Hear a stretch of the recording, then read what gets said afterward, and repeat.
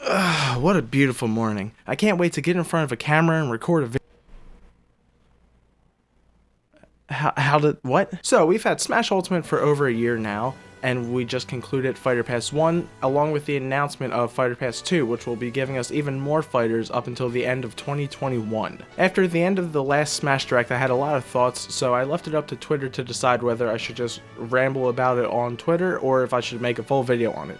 And here we are. I'm going to try to not make this too long. I just basically want to reflect on what we got, talk about my hopes and expectations moving forward, as well as what kind of Smash content I'm going to be making in the next couple months. First, I'm going to talk about my own content just to get it out of the way. I know that I've been kind of slow to upload new Smash stuff, despite that being a major source of my subscribers. Rest assured, I am making new Smash stuff as indicated by this video existing. Ready Moveset Go Episode 4 is getting recorded later this week, and I have a couple solo movesets that I'm working on as well. Most of them are for third-party characters, and basically none of them have any shot to get into Smash, I think.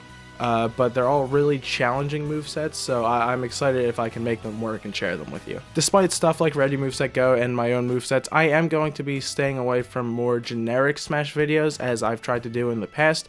I just figured it was a while since I did one, so this one is okay. So now let's reflect on Smash Ultimate's first year. What a year it was. I think it's like the highest selling fighting game of all time already. I still love it. I still think it's the best Smash by far. I like that they added a couple new modes, even though I don't really play them that much. I also really like that when you go to tournaments, you actually see a lot of different characters. I never really felt that way watching Melee or Smash 4. So it's really cool to see how well balanced I feel Ultimate is. Outside of new fighters, some of the more important additions I felt have been the spirit events. I have really genuinely enjoyed how they've been implementing new spirits in. I think I'm only 100 or so spirits away from having all of them. My only complaint is that they haven't fully implemented all of the event spirits back into the normal rotation, so I just completely missed the Daemon X Machina spirits and can't get them yet. So hopefully they go back and do that sometime soon. Otherwise, I really like them, and I do think that the spirit events are indicative of the DLC that is or isn't coming, but I'll talk about that in a little bit. But now let's talk about the most important thing, the DLC fighters that came out before and within the first Fighter Pass. Overall, there was really no way I was going to be disappointed by this. I just like getting new fighters in Smash, regardless of who they are, as long as they're fun to play. So I was happy overall, but I do have to say that I really didn't have any personal attachment to basically any of them. I'm going to talk about the 6 characters real quick, basically splitting it in between talking about the character as a character added to Smash, as well as their moveset and how much I enjoy it. The first new fighter we got was Piranha Plant, and I love him. I think it's absolutely hilarious. I think it's a great fit, and more importantly, it's cool that you could see that despite adding another Mario rep, they still made it really unique and fresh and fun. And within those limitations of what the character can do, they made a really great moveset. It's super fun. It's really fun to play. It's definitely my favorite to play out of all the DLC fighters. And it just is so unique and cool. I'm really happy with the character. I know people were upset when they first announced it because of the possibilities that Piranha Plant took away dev time from another character, but it's just so fun. And as a character focusing on the moveset and what they add to the actual gameplay, I love it. Then our first Fighter Pass newcomer, we had Joker from Persona 5. My favorite part about this whole thing was the surprise of it. Absolutely no one was guessing at Joker. It was such a great surprise to see Joker get in just totally unexpectedly. I also really like how modern of a pick it is. Like, Persona 5 is still very relevant, and so I appreciate it as kind of like a newer pick. Like, it does feel like a relevant character, but it still earned it from being a really well-renowned good game. Outside of that though, I really don't have any personal attachment to Joker. I've never played the Persona series, and I do think that the history aspect of the character is a little weaker than other characters in the Fighter Pass. As for the moveset, I mean, it's cool to see Joker kind of becoming one of the higher used characters in tournament play. I like what they actually did with the movesets, like transferring the character from Persona to Smash. I like the representation and the new gimmicks and tools a lot. With that said, I do not like playing as Joker. It just really doesn't work for my play style. So Joker, I'm like just okay with. Like, he's not that cool to me. I don't really use him a lot. I'm happy he's in. I think he's a cool addition, but nothing too important to me personally. After that, we had Hero, after tons and tons of rumors of Erdrick or just Dragon Quest getting into Smash in general. Despite the fact that I would rather see other Square reps get in, I think that with the history of the Dragon Quest franchise and especially how they handled it through the costumes, I do really like Hero's implementation into Smash. This kind of follows through with the moveset. Again, I was a little skeptical going in just because I didn't care about Dragon Quest, and also stuff like the randomization and the menus seemed really weird to me. But after getting it out there and playing it, I really enjoy it. I mean, he's a little slow and clunky, but it's intentional, and I do really like the menu. The only thing I don't really like about Hero is the critical hit. I feel like it could just be tuned down a little bit, but overall, I really like the moveset, and I think as a total package, Hero is a great representation of that style of RPG. I'm glad to see that Sakurai and Smash was able to get away with a little bit more use of the Square rep and their property this time. Along with Hero, we learned about Banjo and Kazooie, and I mean, I was really excited that he got in because I know how big a deal Banjo was for the entire Smash community, basically. I think they nailed his representation. They absolutely nailed the look and feel of Banjo. As I said earlier, I don't have any personal connections to any of these characters. I've never played the Banjo-Kazooie games, but that being said, he's still probably, as a character, the most hyped character for me getting into the Fighter Pass. His moveset is really good. What I like about his moveset is that it's not too gimmicky. It really feels like a moveset that came from a character that has just been in Smash all along, or at least was meant to be in Smash all along. He just fits in so well in that way. However, I'm not really drawn to playing him. He has a lot of cool tools and really silly uses of his weapon, i.e. Kazooie, but I'm just not that drawn to playing with him as I am for some of the other DLC fighters. After that, we have Terry. I was definitely not super excited for Terry to come out. I have no personal attachment to SNK.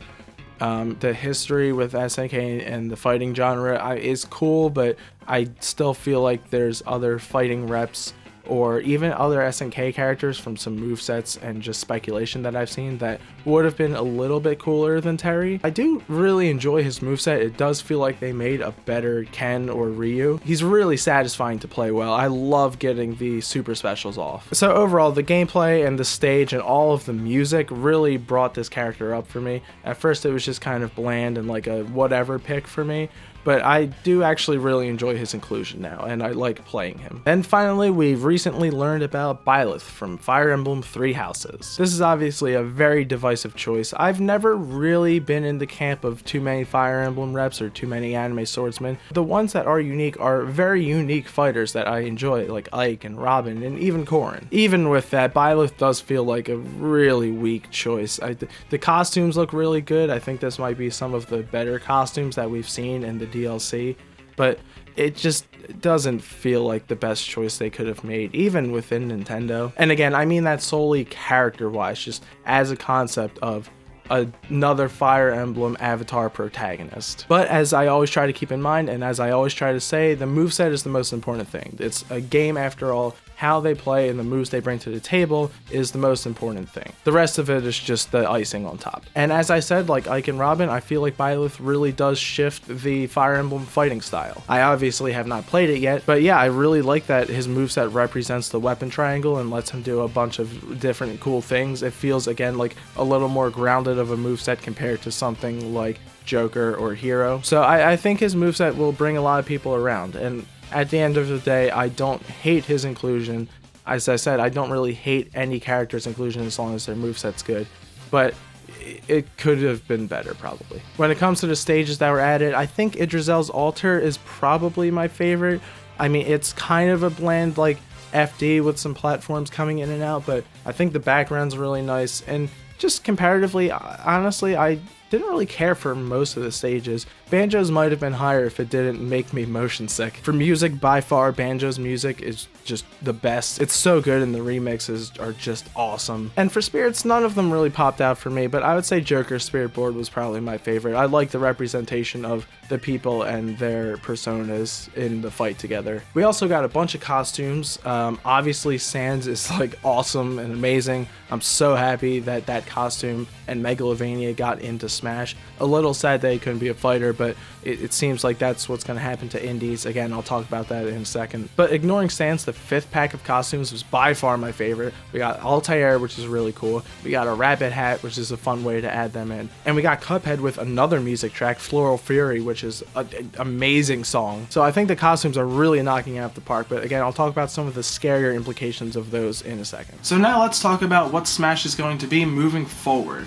I've said in the past that I think that Smash Ultimate could hit 100 fighters with a mix of Echo fighters and original fighters. And I still think that that is possible. I understand it's a long time to work on the game, but I feel like it is possible, but I'm not going to dwell on that right now. I want to focus on the second Fighters Pass, my hopes for it, my expectations, and some of the patterns that we've seen that might apply moving forward. First of all, to get this out of the way, I don't think that there will be any upgrades from spirits, assist trophies, or costumes. A lot of people are in the camp that all of that stuff was kind of planned at the original creation of the game, and now that we're past that point, there's not such a strict linear view of, well, this character can't be a playable fighter because they're already a spirit. So a lot of people think they might double back and look at some really popular choices, bring those to playable.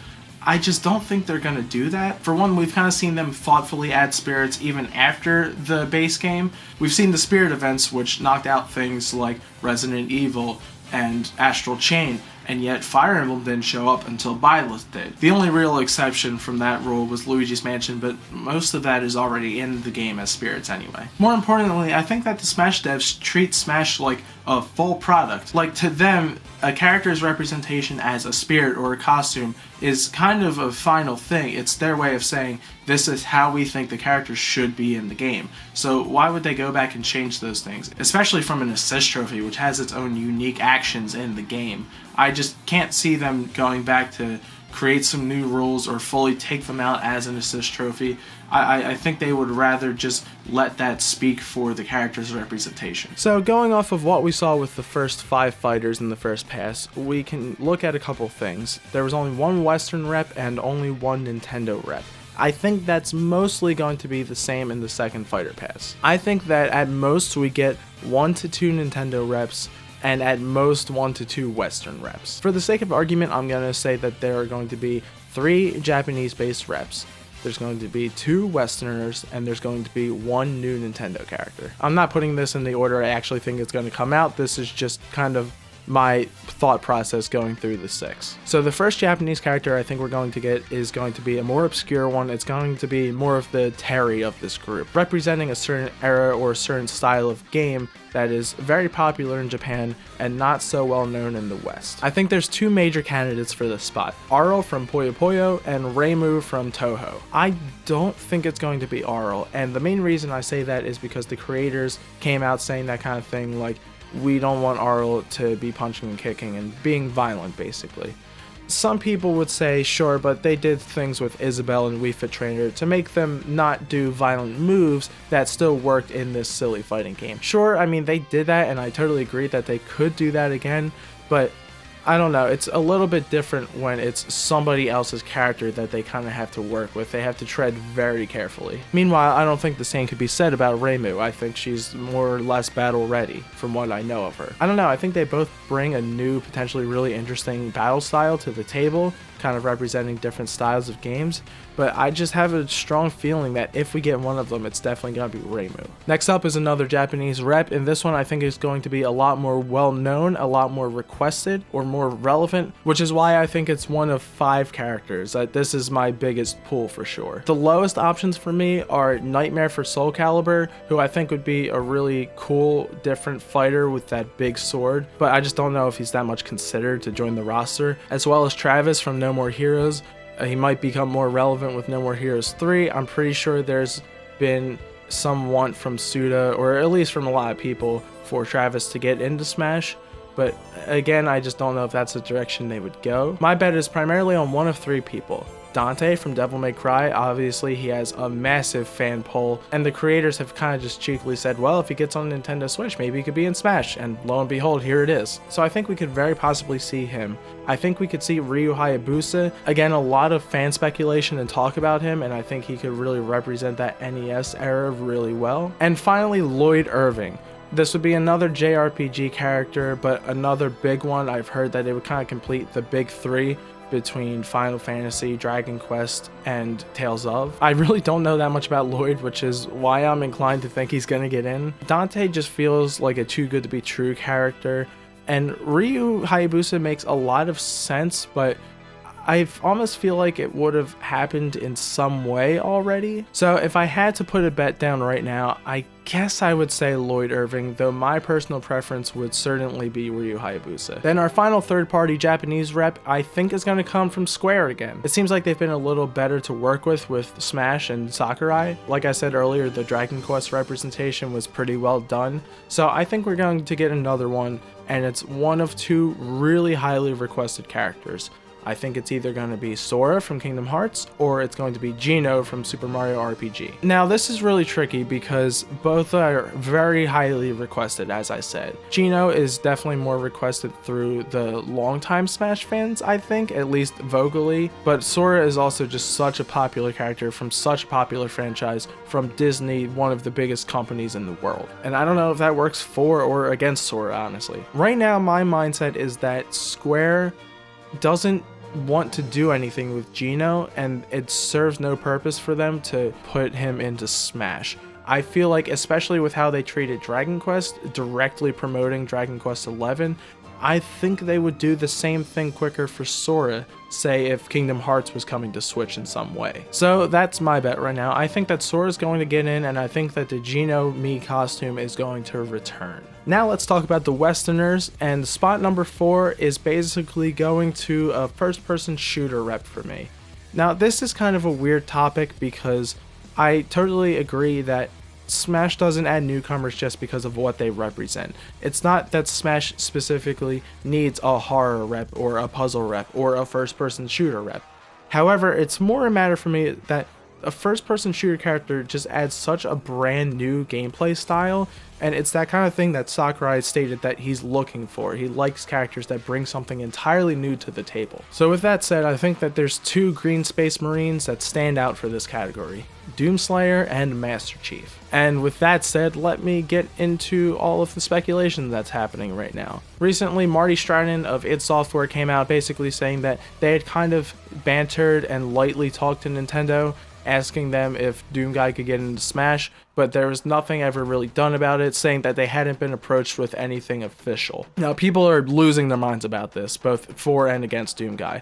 A lot of people have immediately been like, well, he's dead. There's no way he's getting into Fighter Pass 2. There's no way he's getting into Smash. This is a clear deconfirmation. However, a lot of people have been very quick to jump on the NDA conversation, saying basically, what else would he say? This is the only thing he could possibly say, even if Doomguy was in Smash. I can see both sides of the argument. I mean, on one hand, this is a pretty concise blow to Doomslayer's chances, especially for Fighter Pass 2. While I do agree that it's a little silly to immediately reach for the NDA being the reason that he said this, I don't think his chances are entirely dead. A lot of people have been saying, look at his language, it's so specific, it's so casual, there's no way that this could be an NDA discussion. But that's such a weird argument. I mean, Grant Kirkhope said, don't hold your breath on Twitter about Banjo getting into Smash, and look what happened. But I don't know. I do think his chances have gone down, but we have no idea of knowing what's going on behind the scenes. So for now, I'm going to ignore that. I'm going to talk about their potentials as characters and with their movesets, and I still hold that Doomslayer would be much more interesting than Master Chief.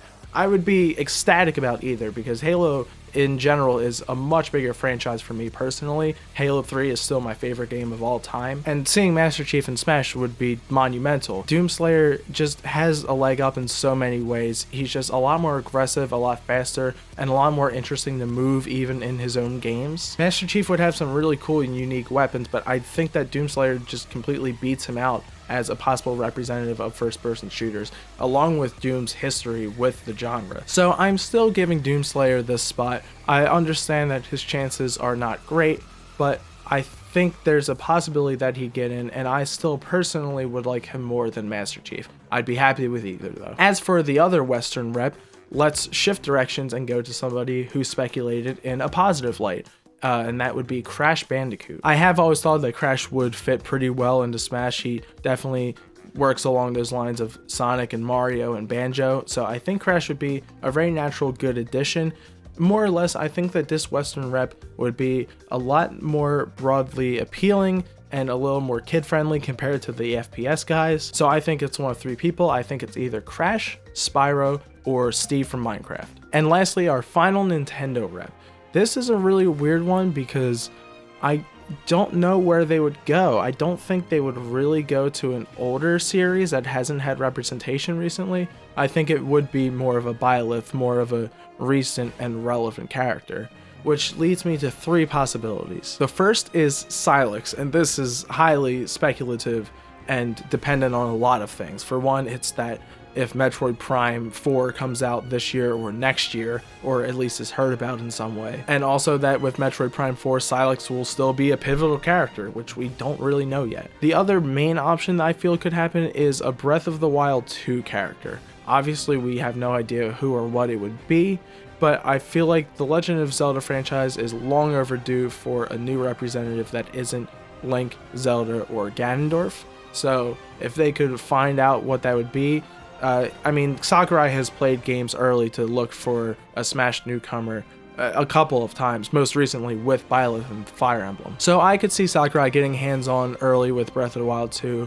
and finding a new character to pull for Smash. And like I said, Legend of Zelda hasn't gotten a really fresh newcomer for a long time, and Metroid did get Dark Samus and Ridley in Smash Ultimate Space roster, so I would probably lean towards a new Zelda rep. However, if it's not either of those two, if there's anything that would break the Spirit rule, I think it would be the Pokemon franchise. We did get some Gen 8 Spirits, which to me deconfirms any new Pokemon rep, but I do think it's possible that we do see a Gen 8 Pokemon as playable. And wrapping this up, we'll obviously get some more costumes, and I think we're gonna get some more shockers too, some more really big third-party characters that essentially get deconfirmed but get really cool representation in the game. Some general thoughts of really cool costumes that I had are Phoenix Wright as a brawler, I think would be great. A Dark Souls rep like Solaire as a Mii swordsman, the Knight from Hollow Knight as a swordsman, especially with the way that indies are going and they seem like they keep getting costumes with music. I can 100% see that happening with the Knight. And maybe some of the other characters that I brought up don't actually make it in, like an Arl costume or a Ryu Hayabusa sword fighter. So that's where I think Fighter Pass Volume 2 is going. And that concludes this video. As I said earlier, I really won't be making a lot more videos like these, maybe very rarely from time to time. If more Smash news gets announced and I have some really strong feeling that Doomslayer's coming, I'll try to record my reaction and then would put up a comparison video between my moveset and theirs. But other than that, I probably won't be making this type of video talking about Smash and newcomers and speculation very often. However, stay on the lookout for my new movesets and for new episodes of Ready Moveset Go, as well as all of my other content, and thanks for watching.